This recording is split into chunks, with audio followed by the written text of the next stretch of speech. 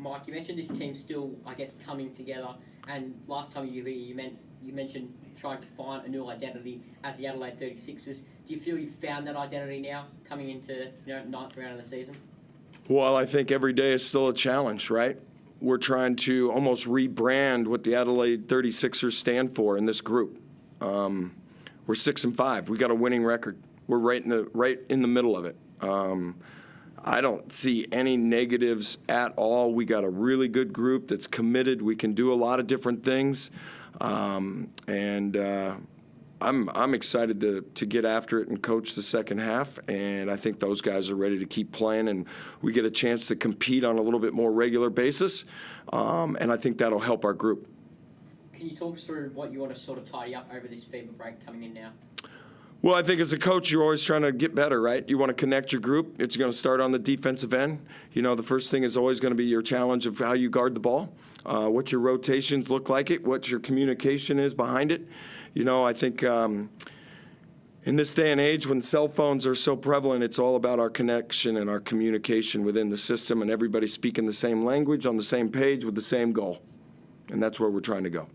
Not the production off the bench you would have liked tonight, only 12 points compared to Melbourne United's 53. How do you get more out of your second unit? Yeah, I kind of rode the starters, right? We don't have another game for 12 days or whatever it is. Rode our guys. I wouldn't have taken Trez out. I mean, I was going to ride him the whole second half. KD almost played the whole time. We've been in a situation where we played one game a week for 6 weeks. There's no reason for me to rest guys. Our bench will have to play. Our bench will have to get better. We will have to have more production out of it. I got total confidence in them, but I was riding the horses today. Is Trez like having a second coach out there, sort of? I think all of our guys are. Trez has got invaluable experience, and since he's been here, I can't say enough about his commitment to the 36ers and to his teammates and what we're trying to do. He's been exceptionally coachable. He's been open to everything. He's been a good teammate. He allows me to be the hammer, which it should be, and he puts his arm around his teammates and builds them up and says, we can go. And we were walking the game down in the fourth quarter or the third quarter, whenever everything had. I think we got it back to within 5. We were getting it back into striking distance, and that's exactly what you want to do on the road in a tough game and against a really good opponent. Especially when they have that lead that's kind of 12, it's 10, it's 15, it's 12, and start walking them down, and that's what we were doing, and that's real growth for our group. How proud were you of the guys left on the floor to claw the lead back late in that last quarter? Well, I'm proud of the whole group. I thought they gave everything they had. Like I said, they've been coachable since day one. They were coachable today. They understood what the assignment was in the fourth quarter, to try to keep, whittling away at this thing. And we had to play faster. We had to do a couple different things where we couldn't go to the post up as much.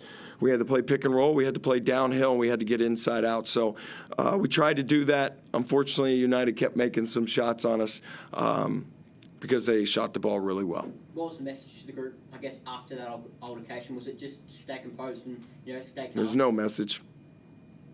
They huddled themselves up. I was focused on the game. I wasn't worried about that. I'm worried about, the game, the time, the score, the clock, possession-wise, how we could walk it back down, and we did.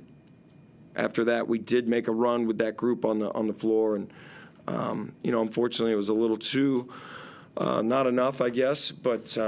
Right after that, you saw our group huddled up, and as a coach and as you're moving the group forward, like 1% every day and trying to get better, they were out there talking. There's nothing I need to say at that moment. Mike, you've obviously been in the NBA a long time. How have you sort of settled into the NBL in your first 9 weeks as a head coach? It's been a hell of a learning curve. Our group's been great. Our ownership's been great. Management's been great. I got a good coaching staff. Everybody's been working together to help us kind of turn this thing around to get to where we want to be this year. And like I said a few times, we're excited for the second half of the year. What have you learned off the back of that as well? You mentioned that learning curve for yourself. Man, there's a lot of questions. It's kind of hard in the moment, my man. I have a ton of respect for the NBL. It's a hard league. Sellout crowds, the 29-game season, how well prepared every coach is, road games are exceptionally hard. Sellouts everywhere you go around the league. Everybody with the MBL and everybody that supports this league should be super proud about the product. And we want to be a positive part of that product.